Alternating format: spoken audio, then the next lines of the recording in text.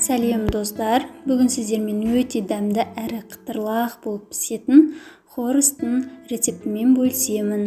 Видеоны соңына дейін қарап, менің арнама тіркелуді ұмытпаңыздар.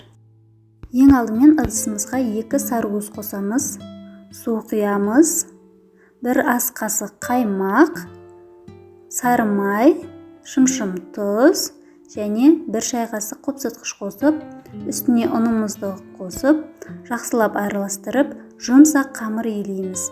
Қамыр қатты болып қалмау керек, жайған кезде қиын болады. Қамырымызды целлофан пакетке салып, 30 минут тоңазытқышқа салып қоямыз.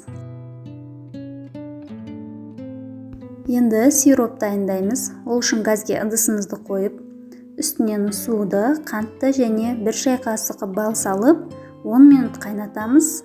Жақсылап қайнағаннан кейін біздің сиробымыз дайын. Қамырымызды тоңазытқыштан алып, жаятын боламыз. Қамыр өте жұқа болып жайылуы керек. Сонда хоруст өте дәмді әрі таза піседі және қытырлақ болады.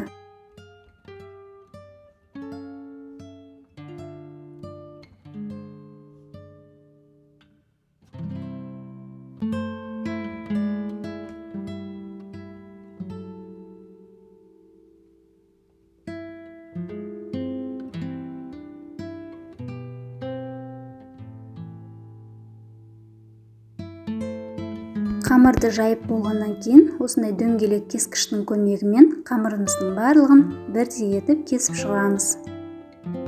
Сосын қамырымыздың барлығын ұнға бір батырып аламыз.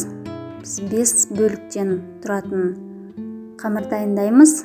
Қамырдың бәрін ұнға батырып болғаннан кейін, қолымызды суға батырып, ортасынан бір сызық жүргіземіз және бір-бірінің үстіне солай қоямыз. 5 қамырды қойып болғаннан кейін, таяқшаның көмегімен үстін басып бір-біріне жабыстырамыз. Осылай барлығын бірінен кейін бірін қайталай береміз.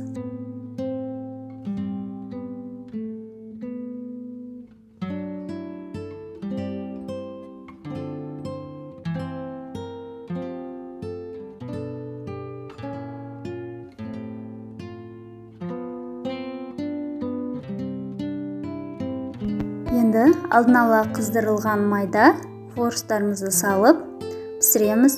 Үнемі араластырып тұру керек және шанышқының көмегімен осылай арасын ашып тұру керек. Сонда жабысып қалмай, арасы ашылып әдемі болып піседі.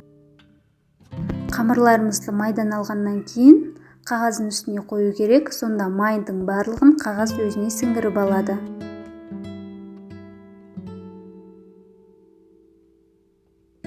Қамырларды пісіріп болғаннан кейін сиропқа бір батырып, ыдыстың үстіне жинайтын боламыз. Сиропта ұзақ ұстаудың керегі жоқ, тек қана бір рет батырамыз, болмаса жібіп кетеді. Және сироп суығаннан кейін ғана батыру керек, ыстықтай болмайды. Достар, осымен біздің хоруст дайын, өте оңай жасалады. Сіздер де жасап көріңіздер, сіздерге ұнайтынына сенімдімін. Менің видеом пайдалы болса, менің арнама тіркеліп, қоңыраушаны басып, пікір қалдыруды ұмытпаңыздар.